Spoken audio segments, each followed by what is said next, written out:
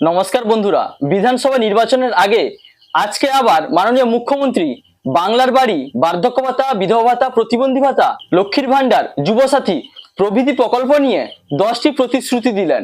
যে সকল বার্ধক্য ভাতা, বিধবা ভাতা, প্রতিবন্ধী ভাতার আবেদনকারীরা আবেদনপত্র জমা দেওয়ার পরে এখনো পর্যন্ত আপনাদের ফাইনাল স্ট্যাটাস অ্যাপ্রুভাল আসেনি, সেই সম্পর্কিত মাননীয় মুখ্যমন্ত্রী কি ঘোষণা করলেন?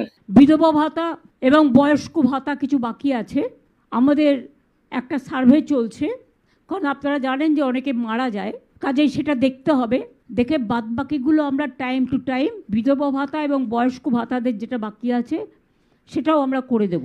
এখন সাধারণ মহিলারা পাচ্ছেন 1,500, মানে বছরে 18,000, আর তপশিলি জাতি এবং আদিবাসীদের জন্য 1,700, অর্থাৎ বার্ষিক 20,400।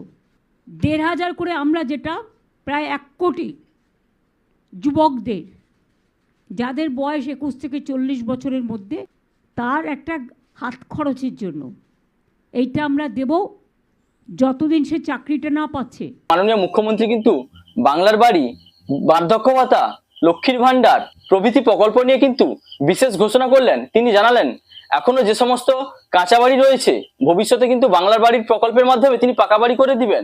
এবং সেই সঙ্গে তিনি আরো জানালেন বয়স্ক ভাতা বা বার্ধক্য ভাতায় যিনারা আবেদন করেছেন অথচ আপনারা টাকা পাচ্ছেন না, নতুন ভাবে কিন্তু বার্ধক্য ভাতায় আপনাদের যুক্ত করা হবে। এর জন্য সার্ভে চলছে, সার্ভে কমপ্লিট হওয়ার পরেই কিন্তু আপনাদের বার্ধক্য ভাতা স্কিমে অন্তর্ভুক্ত করে টাকা দেওয়ার ব্যবস্থা করা হবে।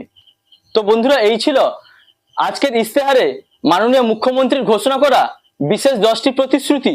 যদি ভিডিওটি ভালো লাগে তাহলে লাইক, কমেন্ট, শেয়ার এবং সাবস্ক্রাইব করতে ভুলবেন না। দেখা হচ্ছে পরবর্তী কোনো ইনফরমেটিভ ভিডিওর সঙ্গে। আপনারা ভালো থাকবেন, সুস্থ থাকবেন। Thank you.